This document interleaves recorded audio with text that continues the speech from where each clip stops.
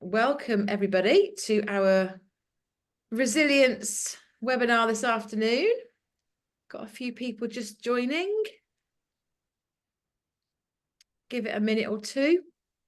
This was a popular one on the sign up, but as always, a lot of people. It's a Monday. Things happen on a Monday, don't they? Hello, everyone. Welcome.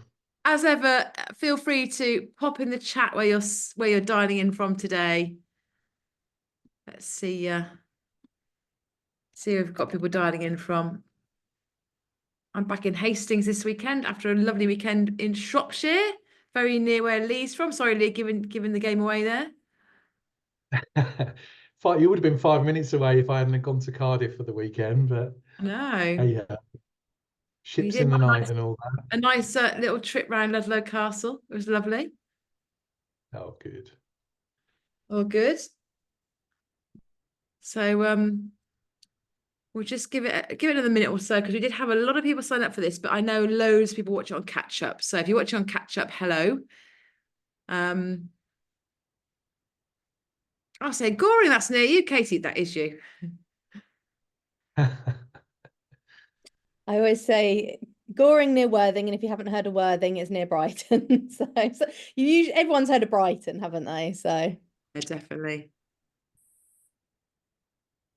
London, Hertfordshire, Weymouth. That's a nice part of the world, Weymouth. We're very south. We're very southern England, aren't we? I know. What's the psychologist in me is thinking, oh, what's that telling us? yeah, it's funny, isn't it? We have somewhere that's so international. Yeah. Cool. Right. Well, look, we haven't got much time. We've got less than an hour now. So let's start off with some introductions. So my name's Emma Bridger. I'm one of the co-founders of the EX Space and People Lab. I know a few of you on the call. I recognise some names. For those of you that don't know me, hello, nice to meet you today. I'm joined by my colleagues Katie and Lee. Do you want to introduce yourselves, guys? You first, Katie. Hello. Yes, I work with Emma both through our sister business People Lab and also the EX Space. So hello there. And hello, everyone. Lee Smith. I'm the other co-founder of the EX Space with Emma. Cool. Thank you. Oh, Pembrokeshire. Oh, I love Pembrokeshire. Nice. That's nice. Such a nice part of the world. It's just a long way, isn't it, from anywhere? But it's so worth it when you get there. Before I start sharing slides, I just wanted to give you a little bit of a heads up as to why we decided to run this webinar. So some of you might know we run annual research called the EX report, which is looking at the sort of what's going on in the EX profession. So from the perspective of practitioners, people working in this space, what's going on for you. And we will be releasing the results of the latest research imminently. But this year we decided to ask some questions around sort of well-being and working in this environment, because we should have the best job in the world, right? Because we're all about helping to make workplaces great for people, helping people to thrive at work. Or we have got someone from the USA. Hi, Sandra. Sondra, my terrible eyesight. We're all about, making the work experience better for people. So it kind of should be a really wonderful, soul-giving job to do. But we've heard anecdotally this year that it's really tough. We've heard from a lot of our clients, our members, that it's a really tough place to be for a whole host of reasons. Companies kind of, sort of saying to everybody, yeah, we really believe in getting it right with our people. We're committed to engagement. We believe in designing, creating a great experience for our people. But inside, the reality is very different. We've heard about budgets being cut, teams being cut, redundancies. It's going to be quite a tough and challenging place to be. So we decided to ask about it in our research. And probably won't surprise you to hear, well, about 50% of our respondents said, yeah, you know what, doing this job absolutely does contribute to my well-being. I love it. It's great. The other 50% said that wasn't the case. 13% is actually very much a negative impact, and the rest were saying it's not really doing what it should do in terms of working in this wonderful world. So we thought, you know what, let's give something back to our community, to our members, and run this session on resilience.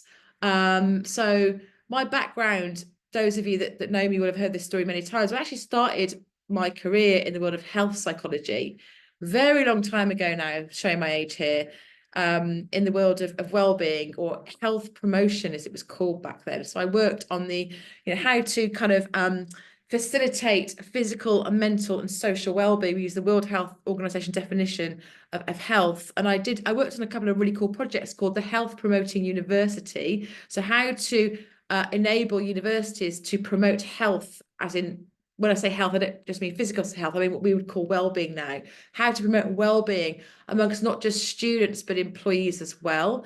And I also worked on a project called the Health Promoting Hospital, which is part of the then government's Health of the Nation kind of manifesto. And again, that was about, well, not just how do we promote well-being in patients, but how do we promote well-being across everyone that works in the NHS as well? And they're really groundbreaking pieces of work. I don't think I realised at the time how kind of cutting edge they were. So that's kind of how I got into this field in the first place. And I fell into the corporate sector at the end of the 90s and transferred all of that kind of learning into the corporate world. And again, just because I got lucky, I worked for an energy company who were really interested in well-being. We kind of took all those learnings and looked at how we could promote well-being with our employees. So we set up a whole team. It was called the Smile Team. And we looked at promoting health and well-being with our people. And I also worked on engagement and experience as well. So that's kind of where I started. So as a psychologist, I've kind of worked in this field for like 30 years now. And it's always been a real passion of mine. And when we first went into lockdown, when COVID came along, through People Lab, we looked at giving something back, and we developed a whole wellbeing toolkit because we recognized that, people's mental health was being kind of impacted big time by COVID. So we developed a whole kind of wellbeing toolkit, which we can make available to you, which looked at, growth mindset, developing resilience, emotional intelligence, all these different sort of areas of health and wellbeing. And then when these results came out recently, when we were analysing the results of the EX report, we thought, you know what? It's probably a useful time to revisit this whole area of resilience, because it's not getting any easier, right? In fact, it's, in some ways, it's becoming perhaps more challenging working in the areas we work in. So that's why we're doing this webinar today, to kind of give you some really practical tools and tips and background that you can either use for yourself, but also in your line of work will be really useful for the people that you work with as well. So that's kind of how we came at it. So I hope that all kind of makes sense. So I'm going to share some slides. As always, we will make these available to you after the webinar, and feel free to use the chat to ask questions, to raise your hand to ask questions, and we've got some time for questions at the end. And as I said, as part of the follow-up resources, we'll share the slides, we'll share the recording. We'll also share the link to the wellbeing toolkit as well. There's lots of really cool stuff in there. I more latterly, after I've done my kind of my sort of initial training in health psychology, I did a master's in health psychology and worked in wellbeing. Again, showing my age now, about 15 years ago, I went back and did a postgrad in positive psychology. So I kind of just revisited a lot of the sort of early learnings, because this world's moving quite quickly, actually. And the world's, a lot of the science has caught up with some of the findings from all those years ago when I first studied this area. Now we are able to explain a lot more of why some of these interventions work, which I get really excited about and really nerdy about, and hopefully you will as well. So I'm going to, someone's just finished a diploma in positive psychology. Yeah, it's amazing. So it's the best course I ever did. I use it every day, highly recommend it. And I've got to say, this is a very, very exciting sort of link to what we're going to talk about. Hang on, I can't multitask. Let me bring up my slides first. For those of you, I'm going to plug EX Space here. For those of you that aren't yet signed up to EX Space, why not? Come on, the Essentials is free and there's no catch. We're not going to spam you with loads of stuff. It's completely free to sign up to our basic Essentials package. And the tools and the resources that are available on Essentials, you'll see, are all grounded, or many of them are grounded in positive psychology. So we use things like appreciative inquiry on there, lots of tools from the world of positive psychology, lots of well-being tools on there as well. So if you haven't yet signed up to Essentials, there is the link. Please sign up. The community is growing. We've got over 300 members now. Perhaps it's probably nearing towards, well, I'll say 400. I'm probably being a bit optimistic there. You'll tell me later, Lee, but we've got well over 300 members on the site already, a growing community. So sign up if you haven't already signed up. A lot of positive psychology going on the EX space. I'm a huge fan of it, and for me, it is absolutely at the front and center of really designing and facilitating a great experience with our people. So check out the EX space. And I'm also going to, before we get stuck into the detail today, I'm going to plug this as well. I've got a face-to-face course. I know it's not going to be relevant for those of you in different parts of the world, but for those of you in the UK, we are running a day-long EX fundamentals course. There's a lot of positive psychology going on in there. We've got a whole module on that, on the neuroscience and the psychology of employee experience, and we talk a lot about well-being, about positive psychology in there. We've got this course running in central London. It's the Marble Arch, etc. venue near Marble Arch, so nice place to be at that time of year. You maybe fit in a bit of Christmas shopping while you're there. That's running 9 till 5 on the 28th. We'll actually be starting the course about 9:30.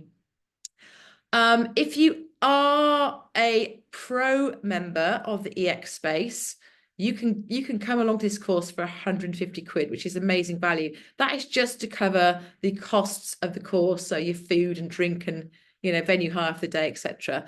If you're not a member of the EX space, as in a pro member, or if you're an Essentials member, a free member, then you have to pay the fee for the day. It's 850 quid, but we are going to give you, because we're nice, it's coming up to Christmas, we're going to give you a discount code, which Kate is going to share with you. So if you fancy coming along, check out the discount code. If you think, you know what, actually, I'd quite like to sign up to the Pro EX Space membership, then you can sign up to Pro, which is only 2.5 grand.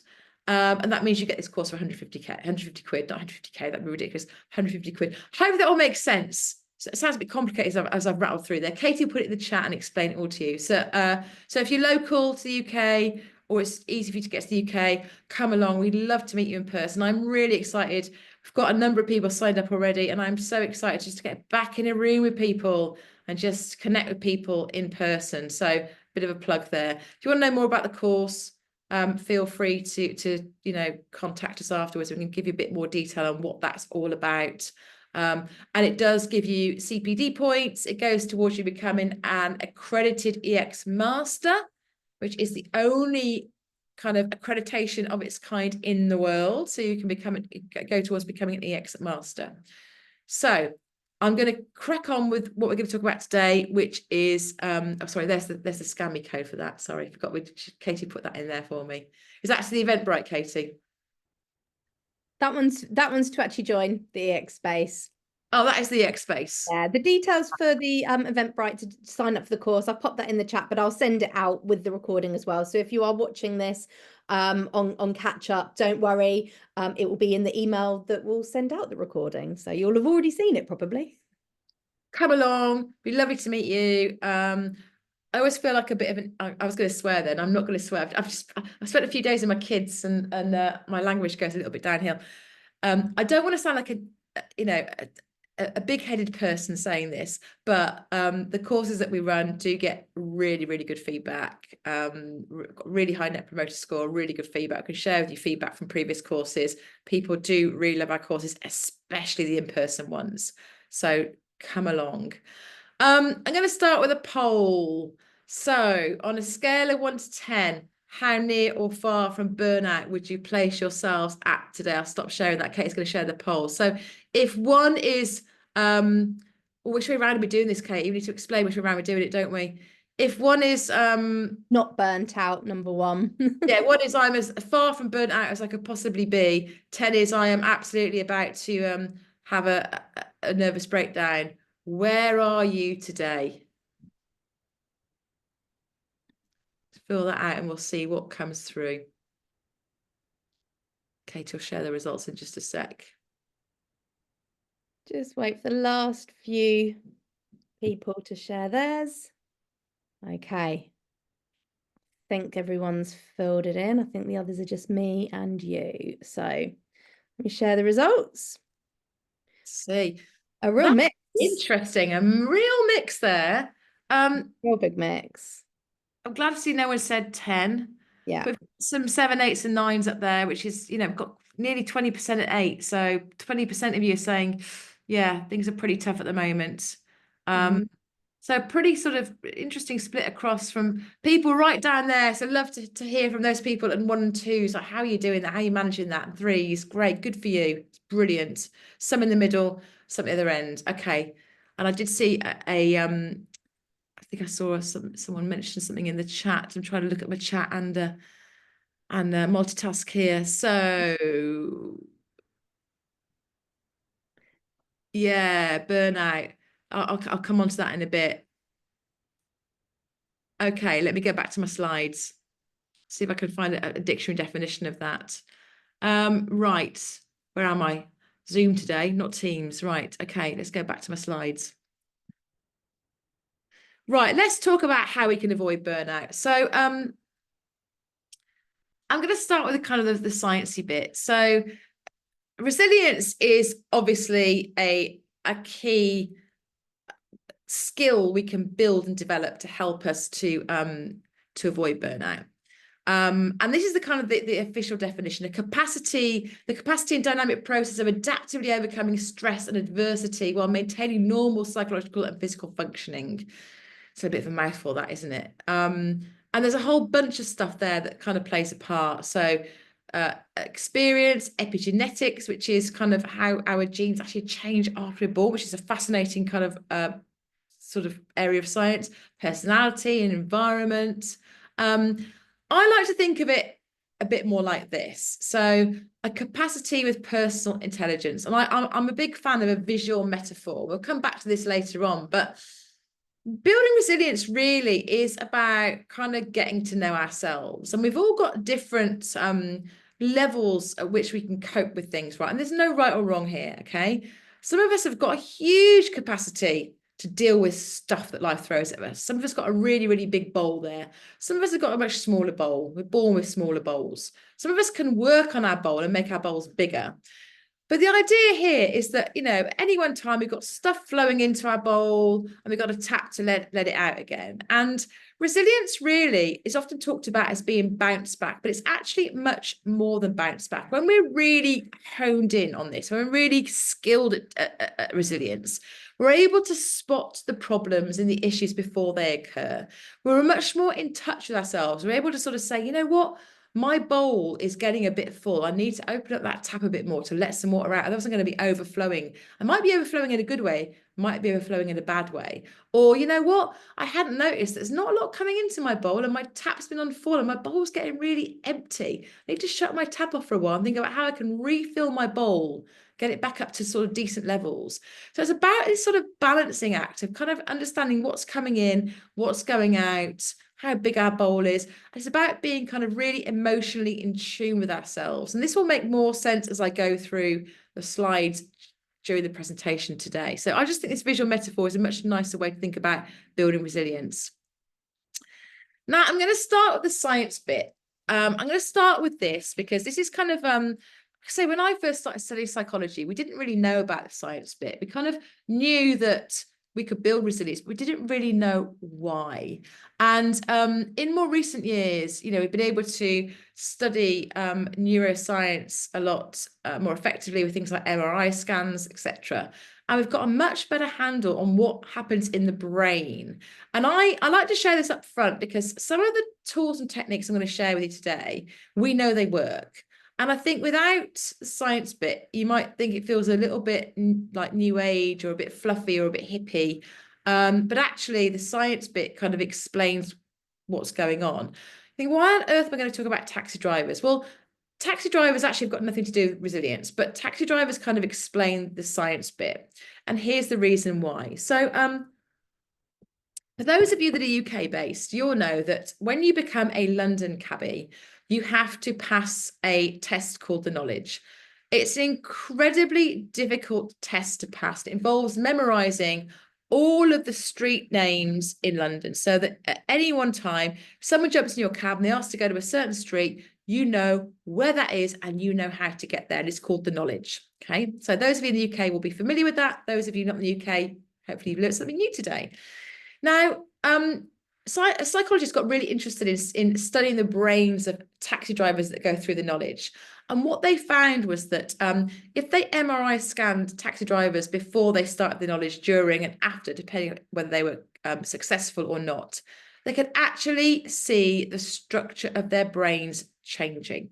Okay, so as they developed this amazing kind of knowledge of the streets of London, they saw the relevant parts of their brain change. So things like hippocampus changed, different parts of the brain changed. We won't go into it all now. It's worth checking out the study because it's super interesting. What this showed us is that, you know, years ago, psychologists thought that our brains were pretty much fixed. After we'd done our kind of initial learning and development through our kind of early teenage years, that was it. We were stuck with whatever our brain looked like then, we were stuck with it. We know now this is not true. We know now that we are able to change the structure of our brains throughout our lives, even into old age. And we can create new neural networks, new neural pathways through a whole load of interventions. So, you know, when we do new things, when we learn new information, it creates a new neural pathway. Lots of really, I mean, I have to be careful not to go off on a tangent here because I get very excited about this, but it even help with things like, you know, preventing things like Alzheimer's. So what we know is that we can actually change the structure of our brain. We can rewire our brains. Now, why is this useful for resilience? Well, years ago, we kind of felt like, you know, we were either born with resilience or you weren't. We now know that is not true. We are able to develop our resilience. So no matter what size of bowl, or I might call it a bucket later on, we're born with, we can change that. So we can actually use the tools and techniques I'm going to talk about today to change the structure in our brain to help us be better able to cope with what life throws at us, to help us to improve and develop our resilience, not only to bounce back when things get tough, but also to prevent that kind of burnout happening in the first place. So we're able to kind of develop our brains to do that, which I think is really exciting and fascinating, but I would because I'm a psychology nerd. So I'm going to talk about some strategies today. As always with psychology, so much of this is like really obvious. So I make no apologies. It's really obvious because it works, right? So we talk about some short-term strategies, some recovery strategies, and some longer-term strategies, and how you build mastery in all of these. So I'm going to start at the very beginning with the short-term immediate impact techniques. So if we're in the moment and we're suddenly feeling very stressed, something happens at work, and we feel that kind of anxiety or that stress response happen, what we need to do is to put our executive brain back in control. Now, what happens when we're in that situation is our brains go into fight or flight mode. I'm sure you've heard of that. Unfortunately, our brains in some ways are amazing and we understand a lot more about them. In other ways, haven't changed all that much for thousands of years. So thousands of years ago, it really was a life or death situation when we were in a kind of fight or flight response. So we genuinely were probably facing off against a competing tribe, or maybe even like a cave bear or a mountain lion. So there could actually be a life or death situation. Now, in today's modern world, in today's workplace, you know, if we've got to maybe give a big presentation, it's probably not life or death, but our brains don't know that. They still use the same strategy because quick, you know, fight or flight, we've got to fight for survival. So we go into kind of fight or flight mode. What happens when we're doing in that situation is that we go to kind of like a tunnel vision. So our brains sort of say, right, let's switch off all our lovely higher order executive functioning, all that problem solving stuff, all that ability to make a connection, ability to think clearly, to make rational decisions, ability to form relationships, all that. Let's switch all that off. All we need to do is just to kind of get through this and survive. So what we need to do is to find ways to kind of just trick our brains into saying, you know what, it's not a life or death situation. We don't need to use fight or flight. Let's put our executive brain back in control. And the quickest and easiest way to do this is to breathe. I told you this stuff was really obvious, right? But if any of you have ever suffered with anxiety, and I put my hand up here, I have suffered with anxiety throughout my life. I used to have panic attacks in my 20s. You'll know if you're having a panic attack, quite often the solution for that is to be given a brown paper bag and to breathe into it. There's a reason that we do that. It's because it works. Breathing into a brown paper bag focuses us on our breathing, and it basically tricks our brain to sort of saying, your breathing's back to normal. Great, the danger must have passed. Obviously, if you're in the workplace, it's probably, you might feel a little bit silly breathing into a brown paper bag. I actually got some of my kids, got 3 kids, and 2 of them suffer with anxiety. I actually got them these really cool little necklaces that got a very, very subtle, it's not a whistle, it looks a little bit like a whistle. It's like a very, very slender sort of like T-bar thing. And they just put that in their mouth. It does exactly the same thing. Or you can just think about breathing, just think about, in through the nose for 4, out through the mouth. That will work as well. So sounds really obvious, but there's a reason why this works, because it tricks our brains into thinking that we are back in control. Stop what you're doing and change your environment. So just make excuses, just nip out for 5 minutes, just say you need to go to the toilet, something that just kind of takes you out of that environment and just, again, switches your brain to thinking, okay, I'm out of that environment, the danger has passed, the threat is no more. A solution-focused approach. If you're able to do the first 2, then the third one comes a bit more easy. Sometimes it's hard to be solution-focused when you're sort of like, your breath's very sort of, laboured, and you're feeling really nervous, or whatever it might be. I've used that as an example. It could be any situation. But if you do the breathing, you take yourself out of the situation, taking a solution-focused approach. So, what can I do here to get myself into a different place? That can really help as well. So those are immediate impact techniques. And the materials we'll send through afterwards, go into these in more detail. So there's some immediate impact techniques if you're in that moment of like panic, anxiety, and you just need some help. Recovery strategies. So when work or life has been tough, now these recovery strategies are also great strategies for building up your resilience muscle. So building up your mastery with resilience as well. So they work for recovery, but they also work for building mastery. So this is taken from the work of Shawn Achor. I talk a lot about Shawn Achor in my webinars, in our webinars. You might have heard me talk about him before. He has written an amazing book called The Happiness Advantage, where he has done a load of research on how you can actually rewire your brain in just 21 days. So by following these different strategies, these kind of tips, 21 days, your brain will look different to what it does when you started this. So the MRI scanners show that in 21, nothing is it, right? 21 days, you will have rewired your brains and you will be building up your resilience muscle, if you like. And I'm not going to go into detail around each of these today, but we'll send you an amazing TED talk from Shawn that kind of is about 12 minutes long and goes into it in a bit more detail. And I highly recommend buying his book. Probably about 15 years old now, but it still stands. The research still stands. So things like gratitude. So scanning the world, scanning your environment for the positive as well as the negative really works. You might think, again, this is why I start with the science bit. You might think, well, feels a bit like, new age, a bit toxic positivity, but being thankful for 3 things each day. But it actually builds new neural networks in your brains. It rewires your brains, and it teaches your brain to notice the good stuff as well as the bad stuff. We're all so honed in on the bad stuff. It teaches us to notice the good stuff as well as the bad stuff, which is why this works. And things like journaling, exercise, meditation, I'll go to that in a short while, and random acts of kindness. And I love this one. We've got a great webinar we can share with you on this. This is kind of the opposite to fight or flight. So when we are randomly kind to people for the goodness of it, rather than we want something back from them, it actually releases a kind of a kindness hormone, which changes the structure of our brain. There's a whole load of science behind this. It isn't new age. It actually has a very neuroscientific reason why this works. It changes the structure of our brain. It releases really great hormones that help us build our resilience muscle, if you like. So some really cool stuff in there. I could do a whole webinar on this. Haven't got time today. So just trust me, this stuff works. So I wanted you, while I'm talking, I'm going to get you doing this while I'm talking. I'd like you to write down 3 things you're grateful for in the chat. Okay, get into the habit of doing this. It's really easy to slip out of the habit of doing this, but it really does work. I use this so much in COVID when the world was just, seemed like doomed. I really use this stuff a lot just to let me know that there was some good out in the world as well as all the terrible things that were happening. And you turn on the news any day of the week, no matter where you're in the world, it's hard to walk away from or to ignore all the terrible things that are happening. But what this does is it teaches our brains to scan for the positive as well as the negative. So I want you to write down 3 things you're grateful for in the chat.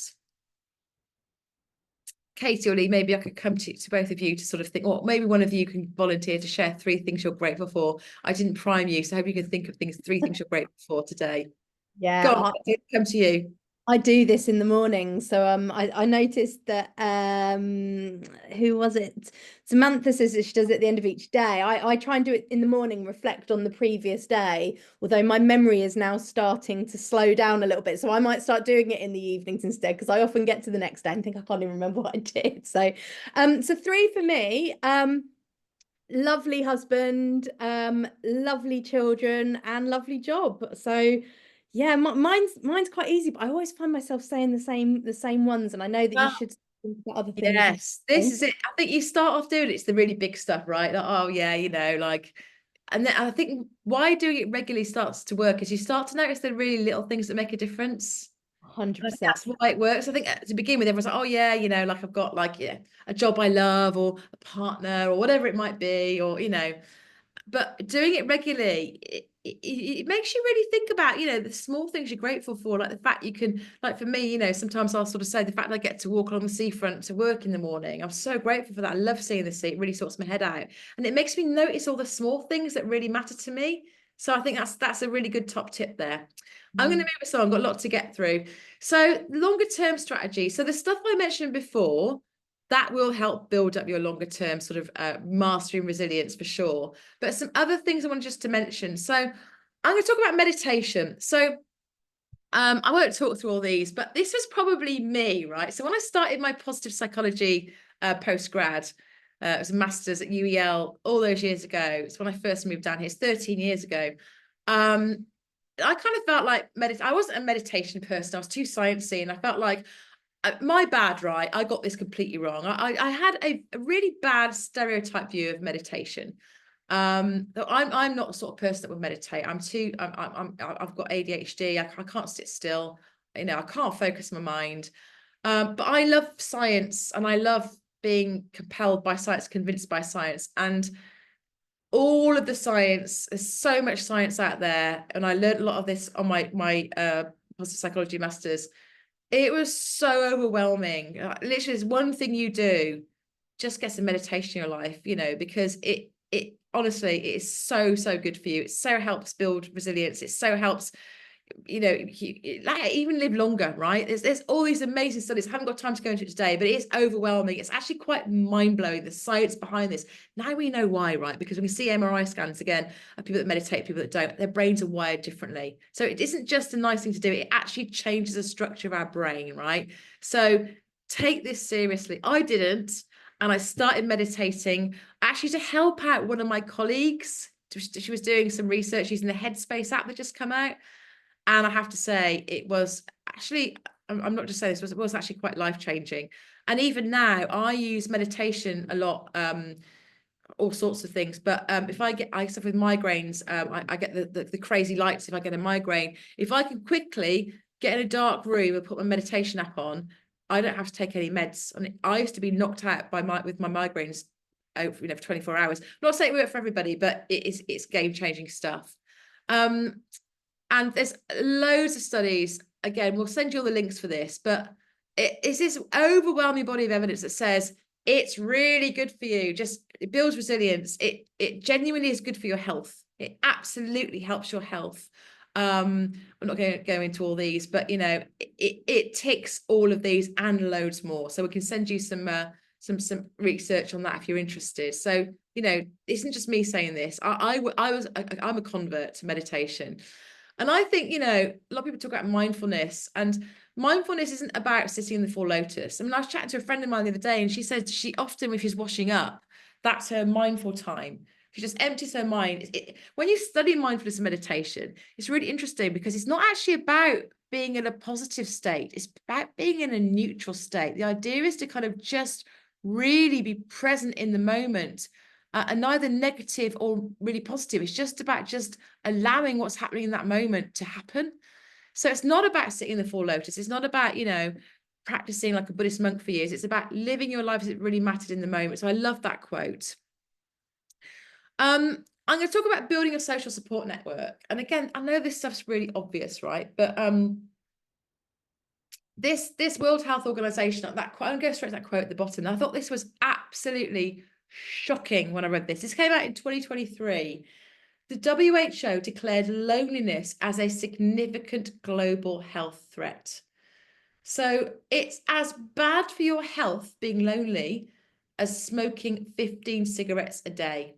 That's how, so this is serious, right? So we have a loneliness pandemic at the moment. We've got all this amazing tech, social media, and yet we've never been more lonely as a species. So I'm going to talk about some really obvious stuff here because it's something we all need to work on. And I think all of us suffer with loneliness at various points. There's no judgment here at all. We know it's absolutely critical to resilience. So I think the quote at the bottom says it all. It's a killer. It's a big killer, being lonely. It takes a lot of years off your life if you're lonely. So think about how you overcome this. If you're sat thinking, you know, how do I overcome it? It's not about having millions of friends either. It's about having good connections. So it helps to reduce stress. It helps to build your resilience, and it absolutely contributes towards health and well-being. So I was just fascinated by this when this research came out. I know this is really obvious, right? But I think it's something you have to actively think about doing. And I know, you know, people in my, you know, family members of mine, friends of mine, sort of say, you know, I don't know how to go about doing this. You know, if it doesn't come naturally to me. You know, it's not something that it just happens by accident. You have to actively work at this. Sounds really obvious. We have to invest in relationships. There's so many like memes that go around, aren't there, about, you know, when you get to middle age, about being really glad when people cancel plans and wanting to stay in and not being bothered to go out. And I think, yeah, that's kind of funny, but that's part of the reason that we're seeing this loneliness epidemic. It's like, oh, good, because it takes work and energy. Spending time with people can be quite hard work sometimes. Sometimes it's really easy and lovely. Other times, you know, friend wants to see you and they're having a bit of a tough time, you think, oh God, can I be bothered? I haven't got the capacity for that. Well, yeah, you've got to look after yourself, but you know, investing in your social support networks takes energy, but is well worth it. So you have to invest in relationships. Joining professional and personal communities, and get this stuff sounds obvious, but sometimes you have to kind of go out there and just make the effort, right? So I talk a lot about my son who's autistic, and I've been given permission from Harry to talk about this, and he's done a few webinars with us, and he would talk about this very openly, which is why I'm okay to talk about it. I'm not betraying any confidences here. But when he first went to university, you know, we kind of did quite a lot of work, a lot of conversation with him, work with him about how he could do this at university, because it doesn't come naturally to Harry or naturally to a lot of people. And a big part of him building a social support network was joining societies. And he met a lot of friends through his battle society and other societies. So, you know, it's a great way to meet like-minded people. Seek mentorship, you know, finding mentors to work with. Practice it being reciprocal. You know, it's a two-way thing. You kind of get back what you put into this, and nurture both work and personal relationships. So again, a lot more we go into in detail here, but it takes work is what I'm saying. And this is obvious stuff, but it's really easy just to kind of get lazy with this and just think, I can't be bothered. And I'm really happy people have kind of cancelled on me. It's only so long that happens, and suddenly you find out the invites aren't there anymore. So you've got to kind of get out there and practice this. I'm going to talk now a little bit about the role of positive emotions. I'm mindful time is slipping away here. I need to get a move on. Sorry. I just thought I'd put that up there just to kind of hopefully stimulate some positive emotions, whether it's like puppies, small animals, babies, rainbows, relationships, food. We've all got stuff that releases positive emotions with us, right? And it's interesting that this goes back to Sean Akers' work, that we have this kind of paradigm that if we work really hard, you know, if I just achieve that promotion, or outside of work, if I just get down to the weight I want to be, or that's one for me often, or, you know, whatever it is, we put the effort in, then I'll be more successful, then I'll be happier, then I'll be engaged. And actually, the work of Sean Akers finds out the formula is the wrong way around. We need to focus on kind of, when we say happier, engaged, we need to focus on our well-being. And if we do that, then we're able to work harder, smarter, faster, and then we have more success. But it starts with this bit here. It is not that way around. It's this way around. And check out the TED Talk we're going to send you, because it goes into this in a lot more detail. So Sonia Lyubomirsky, famous positive psychologist, talks about positive thinking. Now, this is not toxic positivity. This is really about scanning for the positive, as I've mentioned before, about, you know, thinking about being solution focused. And again, I mean, this research is like nearly 20 years old now, but the research shows that if we can kind of tap into positive emotions more, then we have improved resilience, but also we're less likely to burn out, and lots of other great stats there as well.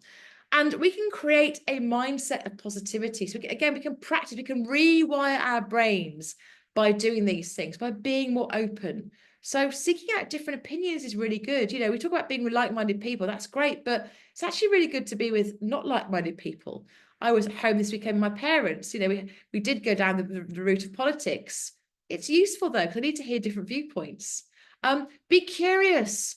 Get curious, read different books, walk a different way to work, drive a different way to work.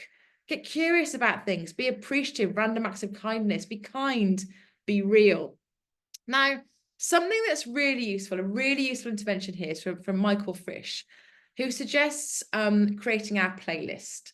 So I'm going to get you to have a think about this, right? So our playlist is a list of activities that make us feel good. They release positive emotions. They stimulate positive emotions. Now, this will look different for all of us. So your playlist might involve things like reading a good book, or watching a funny film, or seeing the sunrise, going for a walk, going to a gig, going for a run. I guarantee, right, when you're feeling a bit low and your resilience is low, or you're a bit stressed, you're a bit burnt out, these things are all related. These are the first things to go out of your life. I haven't got time to go for a walk. I've got to get to work. I haven't got time to see the sunrise or sunset. I haven't got time to go to a gig, or I haven't got the energy, or I don't feel like it. We have to dig deep and make ourselves do these things. For me, it's an early warning sign that my resilience, I need to work on my resilience, I need to work on my well-being. Because I know when I stop doing the things that are on my playlist, like listening to music, I think, oh, I haven't listened to my Spotify for a few weeks. That is a really good flag to me. I need to work on my well-being. So you can use the playlist not just to stimulate those positive emotions, but also as an early warning sign, or early warning system for you, that you need to kind of think about how to get some self-care and some well-being in your life. So I'm going to ask you to do this again. You don't need to share this. This is just for you. If you want to put it in the chat, put it in the chat. If not, just write it down.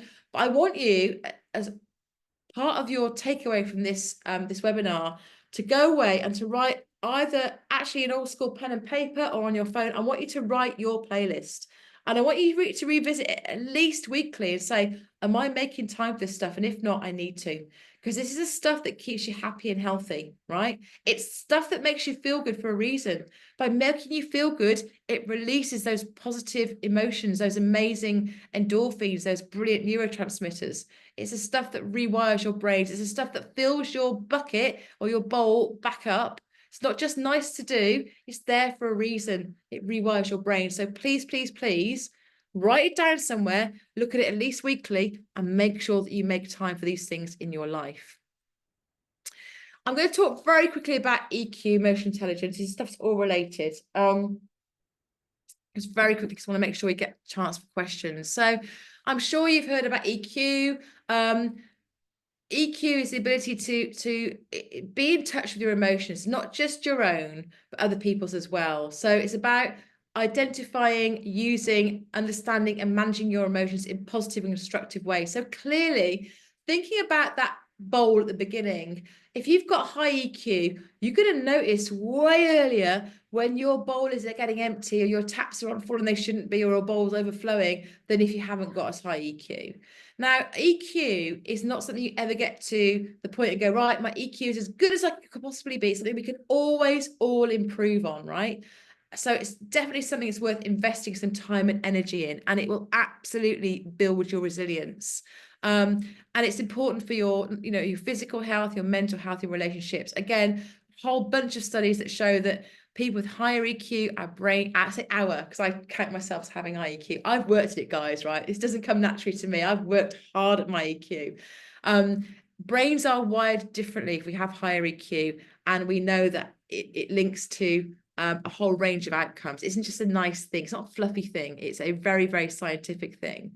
And again, I'm going to ask you to do this in the background while I'm talking, but just think of who springs to mind when you think of someone with high EQ. It might be someone that you know, it might be someone that is in your family, or maybe someone you work with. It might be like a celebrity or a famous figure. So again, pop it in the chat. Who springs to mind when you think of high EQ? And then I think this next one's dead easy, right? Thinking about the current situation in the US, the election coming up. I'm not giving away any tips here, but who's got low EQ? Easy to spot people with low EQ. They don't read the room. They've got no emotional intelligence. They get it wrong. They've got, they're absolutely in denial about themselves. They've got no self-awareness. We all know those people, right? Maybe don't name and shame them in the chat unless there's someone that's kind of not related to you or personally. But who springs to mind with a low EQ? So just have a think about that. It's just quite good to think about role models here and people that definitely aren't role models, to see the difference in behaviors. And what's really interesting for me is that often you can sort of see how certain traits and attributes in a low EQ come across as really negatively, whereas in a high EQ, they come across as really positively. So for example, let's take aggression versus assertiveness, or someone that's demanding, or someone that's ambitious. Someone that's bossy versus someone that's strong-willed. I'm not going to go through all of those, but you can see how quite similar, but expressed in a different way, they come across very, very differently. The traits of high EQ. Again, I'm not going to talk through all of these. We're starting to see lots of sort of overlap with what I talked about already, but I think the one that really jumps out to me, someone that has high EQ tends to be much more empathic. It's really interesting, actually, going back to my son who's autistic. He's got incredibly high EQ for himself, and he's very empathic. But where he would struggle more is reading emotions in others. He really struggles to read emotions in others. So you might find yourself very strong in one area and not so strong in another area. And another kind of key trait is that self-regulation. So rather than kind of like just reacting or flying off the handle, you're kind of able to self-regulate a lot more, because you recognize the emotion. Those early warning signals, you're tuned into them. You think, hang on, I know what's going on here. One of my early warning signals with my burnout and my EQ is I know I'm starting to get towards stress and burnout, and I need to work on my resilience when I can't make a decision. Suddenly I can't even decide what to have for dinner, or what someone said, where do you want to go for dinner? I'm like, I don't know. I literally I just cannot make any sort of decision. And for me, I'm like, oh, that's a really good, I've learned over the years, really good early warning sign for me that I need to really work on my well-being. My resilience is low. I need to fill my bowl back up, right? So just some traits there of high EQ. As I said, it's about recognizing and managing both your emotions, connecting with others using non-verbal communication, using humor and play to deal with challenges. People that are really good with EQ are really good at diffusing high pressure situations with humor and play. Recognizing emotions and emotional responses in others, and the ability to quickly reduce stress. So these are things that developing your EQ will enable you to do more effectively. So you can see how and why developing and working on your EQ is critical for developing your resilience muscles.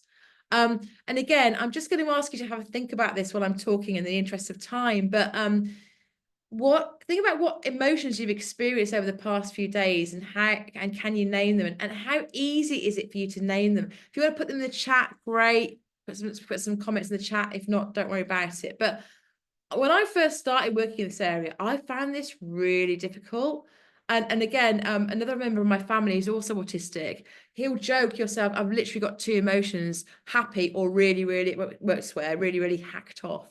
He finds it really hard to name his emotions. And as you become more adept at EQ, as you develop EQ, you'll find it easier to name emotions and the different sorts of types of emotions. So some are very similar, and your emotional vocabulary will really develop. So this is something that I've worked on big time over the past sort of like 20 years or so.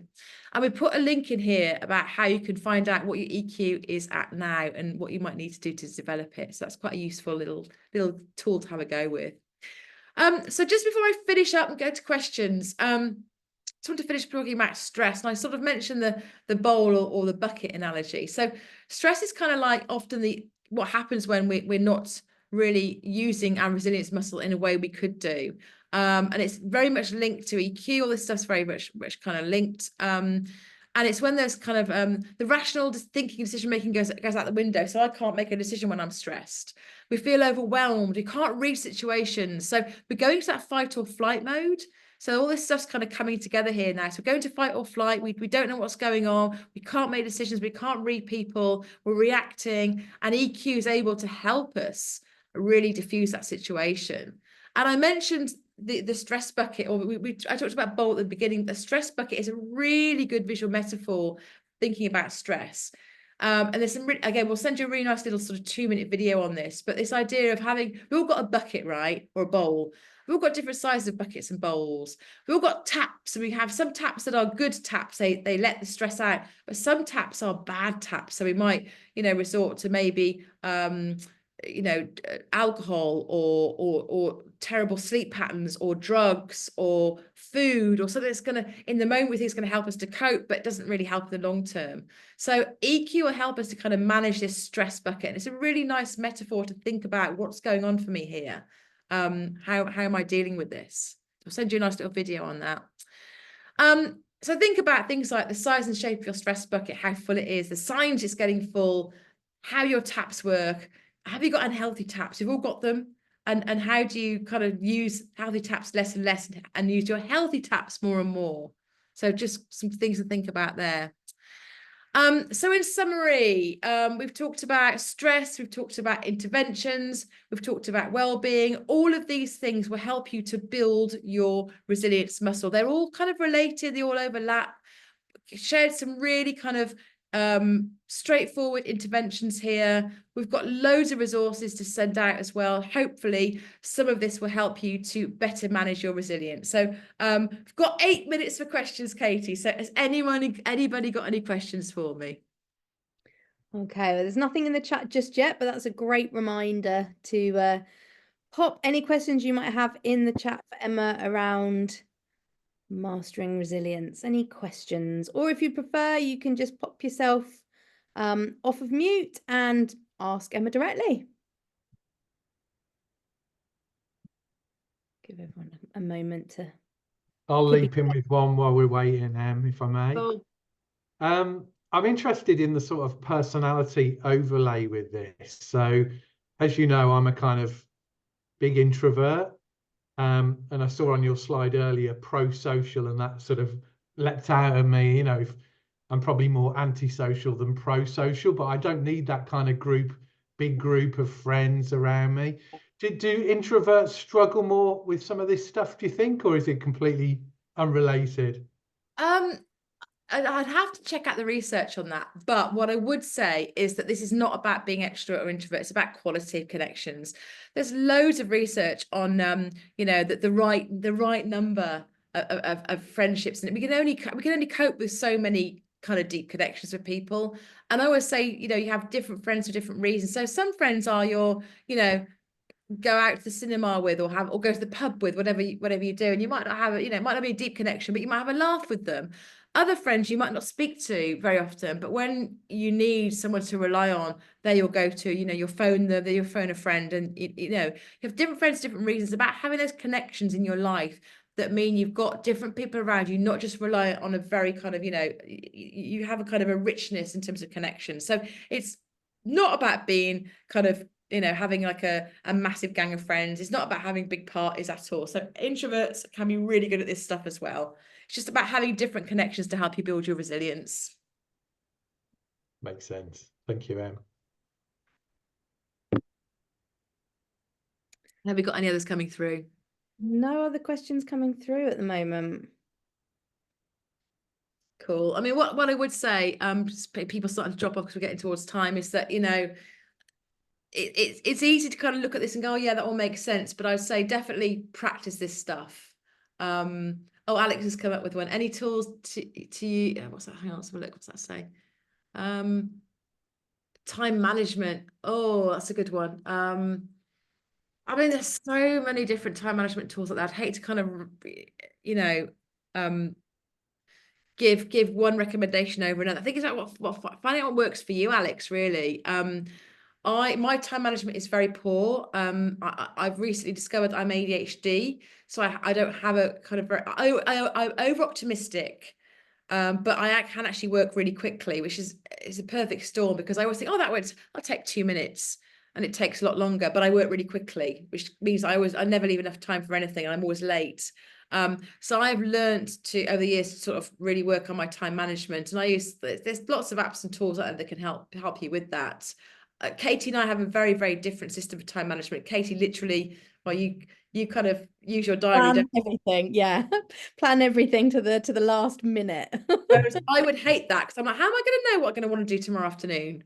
Because I might have the energy to do that task, but not that task. So my time management is very different to Katie's because of our different kind of needs. So I think you have to find a system that works for you, really. But let's share some ideas on the chat if anyone's got any. I write a list. You know, I was going to say, you know, I've been on a bit of a health kick this year, and I'm working with a fitness trainer, and he's very regimented in terms of my like daily to-do list. So every single morning I have to start with drinking a certain amount of water. I have to get outside and get some sunlight. I have to go for a bit of exercise, even on my non-gym days. And actually, you know, a lot of those outside time, health and fitness things were on your slides earlier. It does make a world of difference. But I think for me, it's just literally plumbing it into your to-do list, your daily routine, and baking it into habits. Yeah, absolutely, absolutely. Well, look, I see some people are sort of dropping off. I mean, I hope that was helpful. What I was going to say is, you know, it's easy to sit on a webinar like this, and it all kind of makes sense. A lot of psychology is really obvious. A lot of the tools we've shared really are game changing. So I'd say definitely make time for them.